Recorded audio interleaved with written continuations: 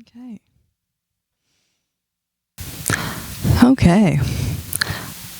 So I just watched a video on CBC about a young gentleman who is autistic and his mother talking about how social development is only paying so much and they're counting the parents' income, what they contribute to him as income for him, and so on and so forth. This transition period after high school is not uncommon. Every single person who leaves high school is still attached to their parents, even if they move out, whenever they apply for funding, even if they apply for student loan, they need to be considered. The parents' income is considered.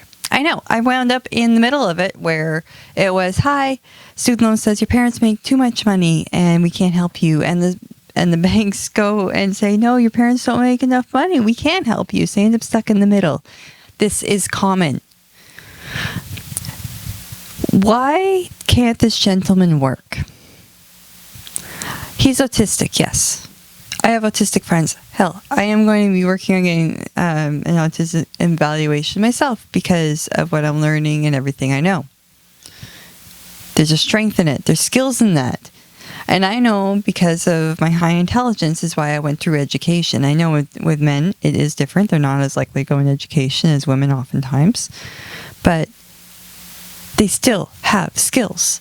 There's still skills. I am sure this young gentleman has skills to be used and to be able to be employed. But then, here's the thing.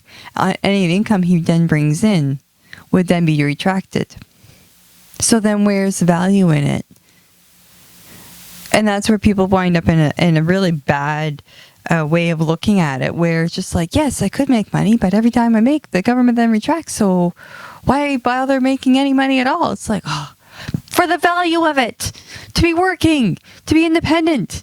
Because isn't that the objective? Even his mother says the objective of it was for him to be independent. That was the objective for my parents too, was for me independent. And I was not exactly... I was a mess, but I was also independent and I wanted to help myself. Self-culture. Self-culture. Oh, somebody even pointed out self-learning, self-regulation. Being capable of going out and learning for yourself how to be able to do what you need to do to live is a form of success. Absolutely, it's a form of success. You know why? Because I see the options all the time. In fact, as a person with disabilities, I see the options very clearly. I see the statistics too as an academic. Now, this is where you run into other things too, because the way that people with disabilities are studied and the perceptions of people with disabilities being studied is an issue. I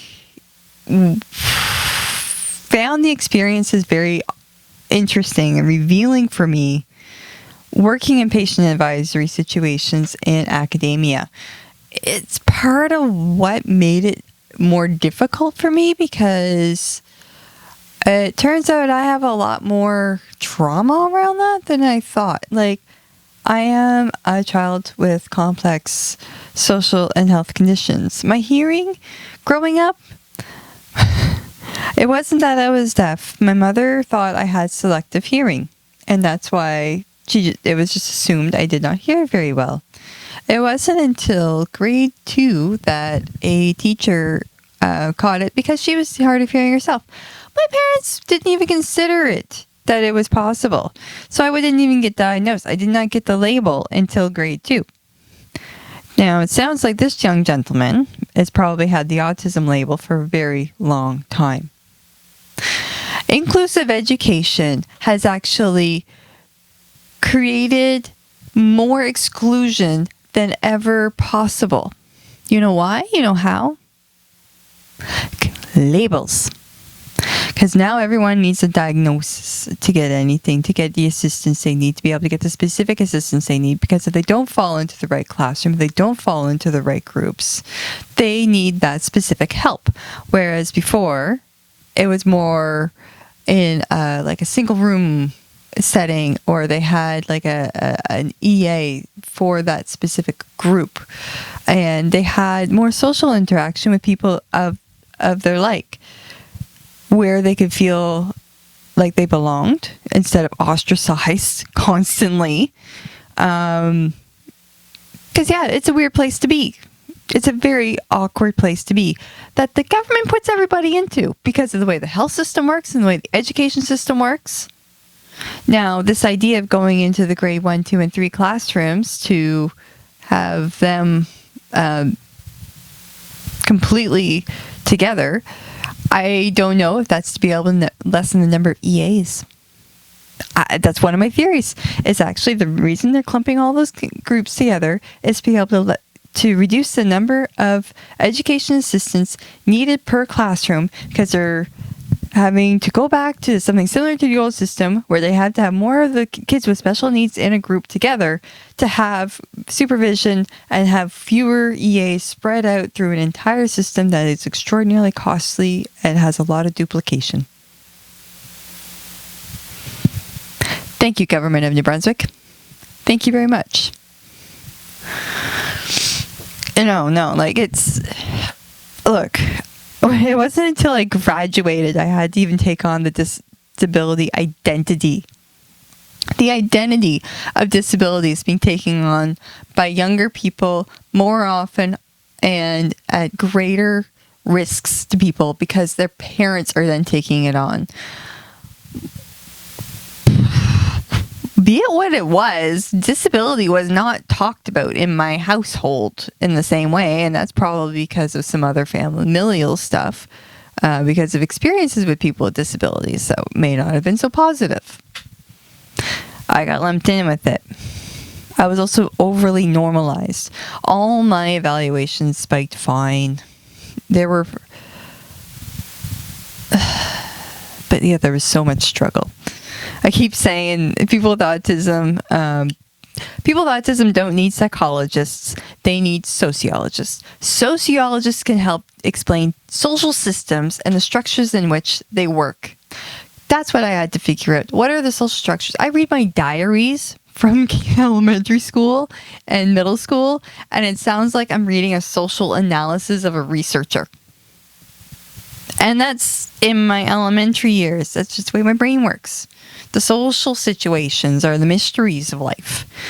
Looking at information structures, looking at a computer, I go, oh yeah, I totally get that. That's how my brain works, man. It's great. Apparently that's not how everybody else's brains work. And I'm very confused by this, but I've made it what I do into an advantage. That's why I became a librarian. So that way I can use this computerized brain and bring something really cool to the world.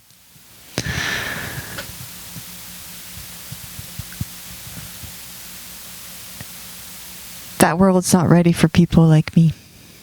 That world's not ready for people with autism and disabilities and deafblind and mental illness and suffer from depression and experience suicide in their life and trauma and abuse. The systems were not built for that. It's like in the inclusive education, we're expected to be able to all go through it and come out as proper adults at the end. It doesn't work like that. There is transition. There's a lot of studies.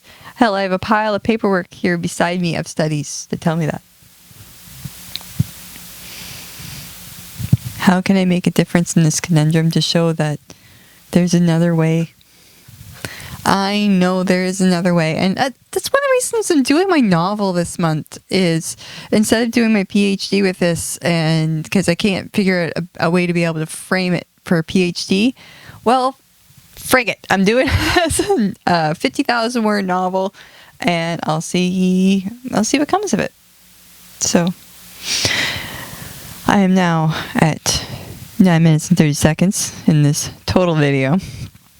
It'll be cut down significantly, believe me. I see these videos. I see them all the time, and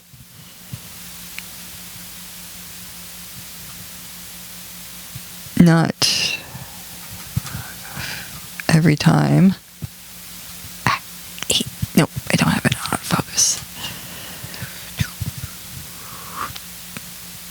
cute.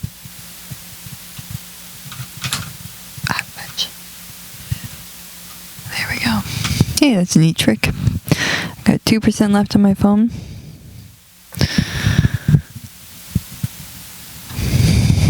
There. Settling to another part of the video.